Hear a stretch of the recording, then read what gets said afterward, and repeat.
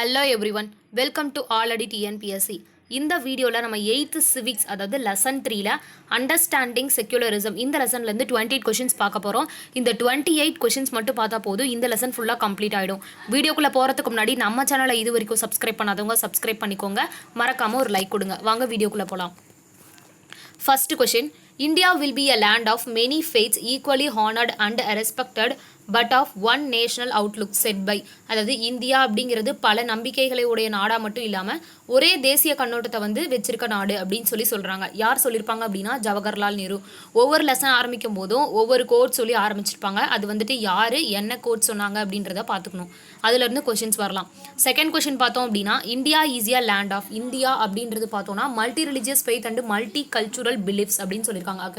இதுக்கான ஆன்சர் பார்த்தோம்னா ஏ and B. ஓகேவா, அதாவது பல சமயங்களை உடைய நாடாகவும் பல கலாச்சாரங்களோட நம்பிக்கைகளை உடைய நாடாகவும் இந்தியா திகழ்கிறது அப்படின்னு சொல்கிறாங்க.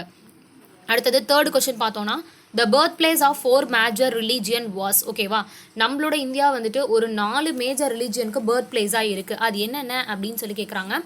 ஆன்சர் பார்த்தோம் அப்படின்னா ஆல் ஆஃப் த எபோ, அதாவது ஹிந்துயிசம், ஜெயினிசம், புத்திசம், சிக்கிசம், இந்த 4த்துக்கும் தான் மேஜர் ரிலீஜியனாக இருக்குது. ஓகேவா, பர்த் பிளேஸாக இருக்குது. ஓகேவா, அடுத்தது fourth question, who contributed towards the spread of secularism in the various features of Indian society.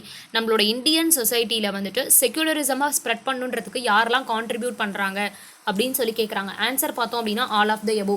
Rajaram மோகன் ராய், மகாத்மா காந்தி, சர் சையத் அகமது கான், ரவீந்திரநாத் தாகூர், பிஆர் அம்பேத்கர், இவங்க எல்லாமே தான் கான்ட்ரிபியூட் பண்ணியிருப்பாங்க. ஓகேவா, அடுத்தது the term secularism is derived from the dash word saeculum. ஓகேவா, அதாவது செக்யுலரிசம் அப்படின்ற வேர்டை நம்ம எந்த வேர்ட்லேருந்து டெரிவ் பண்ணியிருக்கோம்னு கேட்குறாங்க. ஆக்சுவலாக லத்தீன் வேர்ட்லேருந்து அதை டெரிவ் பண்ணியிருப்போம். லத்தீன் வேர்டு என்னென்னு பார்த்தோம்னா சேக்குலம். இதுக்கான மீனிங் பார்த்தோம் அப்படின்னா அண்ட் ஏஜ் அப்படின்னு சொல்லுவாங்க, அப்படி இல்லைனா ஸ்பிரிட் ஆஃப் த ஏஜ் அப்படின்னு சொல்லுவாங்க. அடுத்தது who coined the term secularism, அதாவது சமய சார்பின்மை. இந்த செக்யுலரிசம் அப்படிங்கிற வேர்டை யார் காயின் பண்ணியிருக்காங்க அப்படின்னு கேட்குறாங்க. இதுக்கான ஆன்சர் பார்த்தோன்னா ஜார்ஜ் ஜெக்கோப் ஹோலியோக் அப்படின்றவர் தான் இந்த டேர்மை காயின் பண்ணியிருப்பாரு.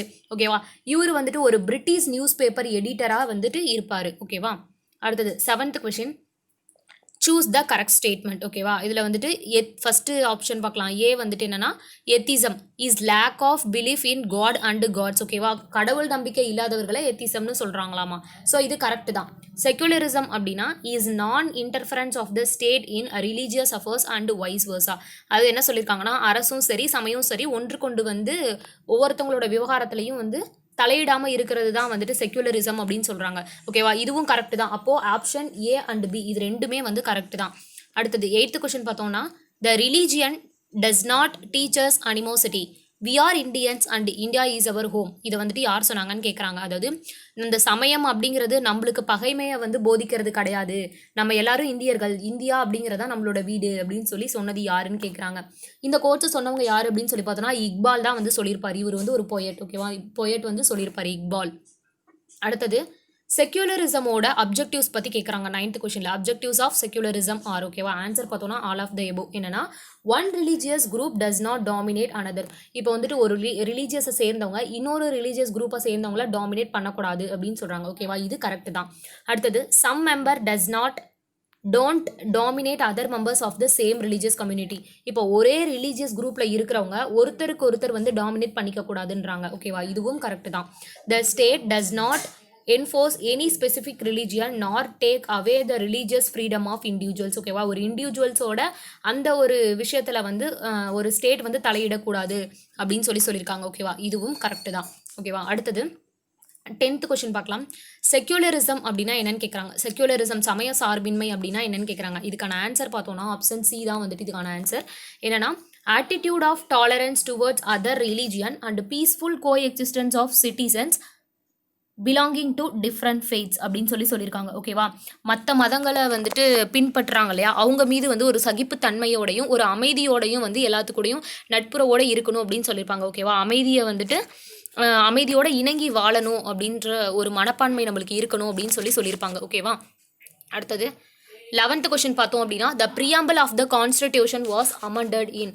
நம்மளோட ப்ரியாம்பிள் கான்ஸ்டிடியூஷனோட முகவுரை இருக்கு இல்லையா, அதை எப்போ திருத்தியிருக்காங்கன்னு கேட்குறாங்க. 1976 திருத்தியிருப்பாங்க. என்ன அமெண்ட்மெண்ட்டுன்னு கேட்டாங்கன்னா 42nd அமெண்ட்மெண்ட்டில் வந்து திருத்தியிருப்பாங்க. ஓகேவா, இது வரைக்கும் ஒரே ஒரு முறை தான் நம்மளோட ப்ரியாம்பிளை வந்துட்டு அமெண்ட்மெண்ட் பண்ணியிருக்காங்க. ஓகேவா. கொஸ்டின் நம்பர் 12 பார்த்தோன்னா, which one of the following describes India as a secular state. India அப்படிங்கிறது ஒரு சமய சார்பின்மையோட நாடு அப்படின்னு சொல்லியிருக்காங்க. இந்தியா அப்படின்றது ஒரு செக்குலர் ஸ்டேட்டுன்றதை எதை வச்சு டிஸ்கிரைப் பண்ணியிருக்காங்கன்னு கேட்குறாங்க. ஆன்சர் பார்த்தோன்னா ப்ரியாம்பிள் ஆஃப் த கான்ஸ்டிடியூஷன். ஓகேவா, நம்ம ப்ரியாம்பிளில் தான் வந்துட்டு இந்த செக்குலர் அப்படின்ற வேர்டு இருக்கும். அடுத்தது கொஸ்டின் நம்பர் 13 பார்த்தோன்னா, right to freedom of religion is related to. ஓகேவா, இந்த ரைட் டு ஃப்ரீடம் அப்படின்றது வந்துட்டு ரிலீஜியனோட ஃப்ரீடமை பற்றி சொல்கிறது. இது வந்து எதுக்கு ரிலேட்டடாக இருக்குது அப்படின்னு சொல்லி கேட்குறாங்க. ஆன்சர் பார்த்தோன்னா ஃபண்டமெண்டல் ரைட்ஸ். இது வந்து ஒரு ஃபண்டமெண்டல் ரைட்ஸ் அப்படின்னு சொல்கிறாங்க. அடுத்தது 14th question, who was the first great emperor to announce as early as 3rd century BC that the state would not prosecute any religious sect. ஓகேவா, அது என்ன சொல்லியிருக்காங்கன்னா, ஒரு மதத்தை வந்து சார்ந்தவங்களை வந்து எதிராக குற்றம் சாட்டக்கூடாது அப்படின்னு சொல்லிட்டு கிபி 3ஆம் நூற்றாண்டுலேயே வந்துட்டு அசோகர் தான் வந்து சொல்லியிருப்பார். ஓகேவா, அசோகர் தான் வந்துட்டு சொல்லியிருப்பார். எதில் சொல்லியிருப்பாருன்னா, அவரோட 12th ராக் எடிக்ட் இருக்கும் இல்லையா, அதில் தான் சொல்லியிருப்பார். ஓகேவா, ஒரு மதத்தை சார்ந்த பிரிவினருக்கு எதிராக குற்றம் சாட்டாது அப்படின்னு சொல்லியிருப்பாங்க. ஓகேவா, அரசு வந்து ஒரு மதத்தை சார்ந்த பிரிவினருக்கு எதிராக குற்றம் சாட்டாது அப்படின்னு சொல்லியிருக்காரு. எப்போ சொல்லியிருக்காங்கன்னு கேட்டாங்கன்னா, கிபி 3ஆம் நூற்றாண்டு. ஓகேவா, 3rd century. 15th கொஸ்டின் பார்த்தோன்னா, according to article 28 which type of education is restricted in state aided educational institution. Article 28 பொறுத்த வரைக்கும் நம்ம வந்துட்டு எஜுகேஷனல் இன்ஸ்டிடியூஷனில், அதாவது ஸ்டேட் எய்டட் எஜுகேஷனல் இன்ஸ்டிடியூஷனில் வந்து ஒரு ரெஸ்ட்ரிக்ஷன் கொண்டு வந்திருப்போம். அது என்ன அப்படின்னா ரிலீஜியஸ் இன்ஸ்ட்ரக்ஷன்ஸ். ஓகேவா, ரிலீஜியஸ் இன்ஸ்ட்ரக்ஷன்ஸோட ரெஸ்ட்ரிக்ஷன்ஸ் வந்து கொடுத்துருப்பாங்க. எதில் அப்படின்னா ஆர்டிகல் 28. இந்த லெசனுக்கான ஆர்டிகல்ஸ் எல்லாமே நான் வந்து கடைசியாக கொடுத்துருக்கேன். அடுத்தது கொஸ்டின் நம்பர் 16 பார்த்தோம் அப்படின்னா, ராங் பேரை வந்து கண்டுபிடிக்கணுமாமா. ஓகேவா, அதாவது ஃபஸ்ட்டு பார்த்தோன்னா தீன் இலாகின்றது ஒரு புக்குன்னு சொல்லியிருக்காங்க. கிடையாது, ஏன்னா தீன் இலாகின்றது வந்து புக்கு கிடையாது. இது வந்துட்டு ஒரு ரிலீஜியஸ், அதாவது அக்பர் வந்துட்டு ப்ரொபகேட் பண்ணது. இது வந்து தீன் இலாகின்றது டிஃபைன் ஃபெய்த்துன்னு சொல்லுவாங்க. ஓகேவா. அடுத்தது கஜுராஹோ அப்படின்றது ஒரு ஹிந்து டெம்பிள். ஓகேவா, அது கரெக்டு தான். அதுக்கப்புறம் அசோகா அப்படின்றது ஒரு ராக் எடிக்ட் வந்து பண்ணியிருக்காரு. ஓகே, இக்பால் அப்படின்றவர் ஒரு போயட். ஓகேவா, இது கரெக்ட். அப்போ இதுக்கான தப்பான ஆன்சர் வந்து இதில் வந்துட்டு ராங் பேர் அப்படின்னு சொல்லி பார்த்தோன்னா தீன் இலாஹி வந்து ஒரு புக்குன்னு சொல்லியிருக்காங்க இல்லையா, இதுதான் வந்துட்டு ராங் பேர். இது வந்து ஒரு religion.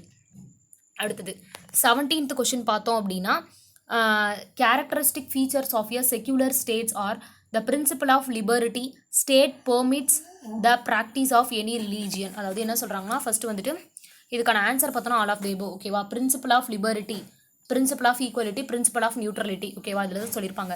State permits the practice of any religion. ஓகேவா, மாநில அரசே வந்து பெர்மிட் கொடுத்துருவாங்க, நம்ம எந்த ரிலீஜனை வேணால் ப்ராக்டிஸ் பண்ணிக்கலாம் அப்படின்ட்டு. ஓகேவா. அடுத்தது இந்த பிரின்சிபல் ஆஃப் ஈக்குவலிட்டியில் என்ன சொல்லியிருப்பாங்க அப்படின்னா, ஸ்டேட் வந்துட்டு ஒரு குறிப்பிட்ட ரிலீஜனுக்கு வந்து ப்ரிஃபரன்ஸ் கொடுக்காது அப்படின்னு சொல்லியிருக்காங்க. ஒரு குறிப்பிட்ட இதுதான் அப்படின்னு சொல்லிட்டு ப்ரிஃபரன்ஸ்லாம் கொடுக்க மாட்டாங்க அப்படின்னு சொல்லியிருக்காங்க. ஓகேவா, அது ஒன்று. அடுத்தது எல்லாத்துக்குமே ஈக்குவலான ரைட்ஸ் கொடுத்துருப்பாங்க. பிரின்சிபல் ஆஃப் நியூட்ரலிட்டி அப்படின்றது ஸ்டேட்டை பொறுத்த வரைக்கும் நியூட்ரலாக இருப்பாங்க. ரிலீஜியஸ் விஷயத்தில் பார்த்தோம் அப்படின்னா ரொம்ப நியூட்ரலாக தான் இருப்பாங்க அப்படின்னு சொல்லியிருக்காங்க. ஓகேவா, இதுவும் கரெக்டு தான். அடுத்தது வந்துட்டு என்னென்னா 18th question, who followed the policy of religious toleration. ஓகேவா, யார் வந்துட்டு ரிலீஜியஸ் டாலரேஷன் அப்படின்ற அந்த ஒரு ப்ராப்பர்ட்டியை வந்து ஃபாலோ பண்ணவங்க, அந்த பாலிசியை வந்து ஃபாலோ பண்ணவங்கன்னு கேட்குறாங்க. ஆன்சர் பார்த்தோம் அப்படின்னா அக்பர் தான் வந்துட்டு அதை ஃபாலோ பண்ணியிருப்பார். ஓகேவா, அதாவது ரிலீஜியஸ் டாலரேஷன் அப்படின்னா மத சகிப்புத்தன்மை கொள்கை அப்படின்னு சொல்லி அர்த்தம். ஓகேவா, மத சகிப்புத்தன்மை கொள்கையை யார் ஃபாலோ பண்ணியிருப்பாங்க அப்படின்னா அக்பர் தான் வந்து ஃபாலோ பண்ணியிருப்பார். ஓகேவா.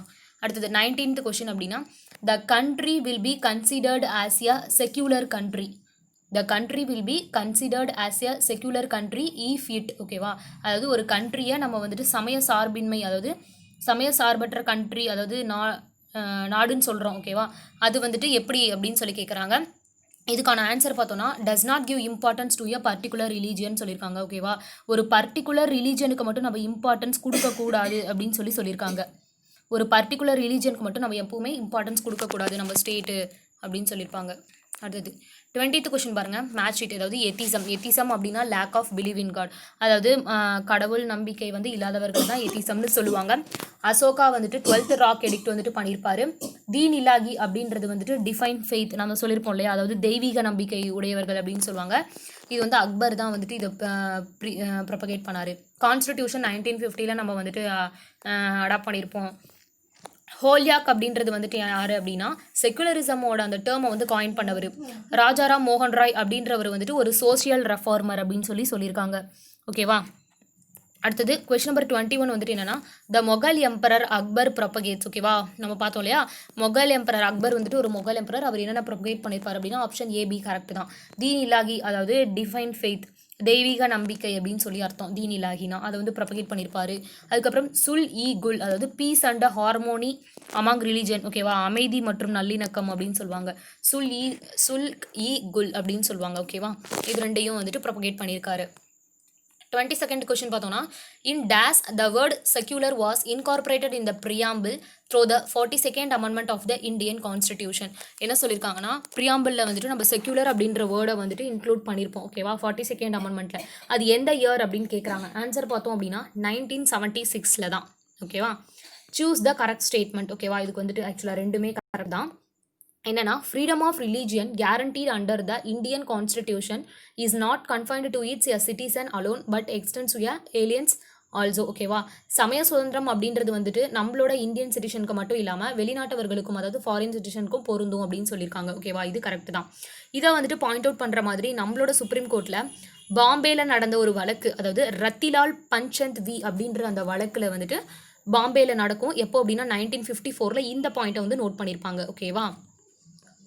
அடுத்தது 24th question, India incorporates a Hindu spire, a Jain cupola, a Buddhist stupa, Muslim style dome in a place of usual shikhara. ஓகேவா, அதாவது ஹிந்து பாணியில் வந்துட்டு அந்த ஜெயின் வந்துட்டு விதானம், ஹிந்து பாணியில் வந்து கோபுரம், புத்த ஸ்டூபிகள்னு சொல்லுவாங்கள்ல, அது முஸ்லீமில் ஸ்டைலில் டோம், இதெல்லாம் வச்சு ஒரு டெம்பிளை வந்துட்டு நம்மளோட இந்தியாவில் வந்து பில்ட் பண்ணியிருப்பாங்க. அது வந்துட்டு எந்த டெம்பிள்னு கேட்குறாங்க. ஆன்சர் பார்த்தோம் அப்படின்னா கஜ்ராகோ டெம்பிளில் தான் வந்துட்டு அந்த மாதிரி பில்ட் பண்ணியிருப்பாங்க. ஓகேவா, கஜ்ராகோ டெம்பிளில் தான் பில்ட் பண்ணியிருக்காங்க. அடுத்தது கொஸ்டின் நம்பர் 25 பார்த்தோம் அப்படின்னா, சூஸ் த கரெக்ட் ஸ்டேட்மெண்ட். ஓகேவா, இதுக்கான ஆன்சர் வந்துட்டு கரெக்ட் ஸ்டேட்மெண்ட் என்ன அப்படின்னு சொல்லி கேட்குறாங்க. என்ன அப்படின்னு பார்க்கலாம். ஆப்ஷன் ஏ பார்க்கலாம். Secularism is invaluable for a society like India which is characterised by religious diversity அப்படின்னு சொல்லியிருக்காங்க. ஓகேவா, அதாவது நம்மள இந்தியா மாதிரி இருக்கிற கண்ட்ரிஸ் அதெல்லாம் இருக்கு இல்லையா, இந்தியா மாதிரி இருக்கிற கண்ட்ரிஸ்க்கெலாம் வந்துட்டு இந்த சமய சார்பின்மை அப்படின்றது வந்துட்டு ஒரு விலை மதிப்பற்ற ஒன்று அப்படின்னு சொல்லியிருக்காங்க. ஓகேவா, இது வந்து கரெக்ட் தான். அடுத்தது என்ன சொல்லியிருக்காங்கன்னா, the word secularism was not mentioned in our constitution when it was adopted in 1950. 1915 நம்ம கான்ஸ்டிடியூஷன் அடாப்ட் பண்ணியிருப்போம் இல்லையா, அந்த டைமிங்கில் இந்த செக்யூலரிசம் அப்படின்ற வேர்டு கிடையாது. ஓகேவா, அதை வந்துட்டு ஒரு அமெண்ட்மெண்ட் மூலயமா தான் இன்க்ளூட் பண்ணியிருக்காங்க. ஓகேவா, அது இதுவும் கரெக்ட் தான். அடுத்தது பார்த்தோன்னா ஆப்ஷன் சி பார்த்தோன்னா, article 26 deals with payment of taxes for the promotion of any particular religion. ஓகேவா, ஆக்சுவலாக இது தப்பு. ஓகேவா, கரெக்ட், சூஸ் த கரெக்ட் ஸ்டேட்மெண்ட்னு சொல்லியிருக்காங்க. ஆப்ஷன் ஏ பி ரெண்டும் கரெக்டு, சி வந்து தப்பு. என்னன்னா ஆர்டிகல் 26 பார்த்தோன்னா நம்மளோட ரிலீஜியஸ் அஃபேர்ஸை மேனேஜ் பண்ணுறதுக்கான ஃப்ரீடம்ஸ் பற்றி சொல்லியிருப்பாங்க. ஓகேவா, ஆர்டிகல் 26 இந்த payment of taxes for the promotion of any particular religion அப்படின்றதுக்கு இதுக்கான ஆர்டிகல் பார்த்தோன்னா ஆர்டிகல் 7.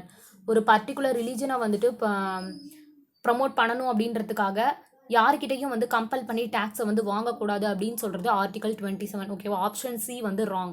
அடுத்தது அக்பரோட டோம் வந்துட்டு சிக்கந்திராவில் இருக்குது, ஆக்ரா கிட்ட இருக்க சிக்கந்திராவில் இருக்குன்னு சொல்லியிருக்காங்க. ஸோ இதுவும் கரெக்ட் தான். இதோட ஆன்சர் பார்த்தோன்னா option A B and D இது மூணும் கரெக்டு, ஆப்ஷன் சி தான் தப்பு. ஓகேவா. அடுத்தது கொஸ்டின் நம்பர் 26 பார்க்கலாம்.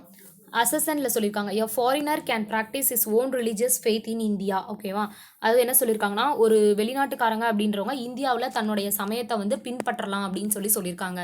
அதுக்கு ரீசன் சொல்லியிருக்காங்க, the freedom of religion is guaranteed by the constitution not only for Indians but also for the aliens also. அதாவது சமய சுதந்திரம் அப்படின்றது நம்மளோட சிட்டிசன் ஆஃப் இந்தியாஸ்க்கு மட்டும் கிடையாது, ஃபாரினர்ஸ்க்கும் உண்டு அப்படின்னு சொல்லியிருக்காங்களாமா. ஸோ இது ரெண்டுமே வந்து கரெக்ட் தான். So both A and B are true R is the correct explanation of A. இதுதான் ஆன்சர்.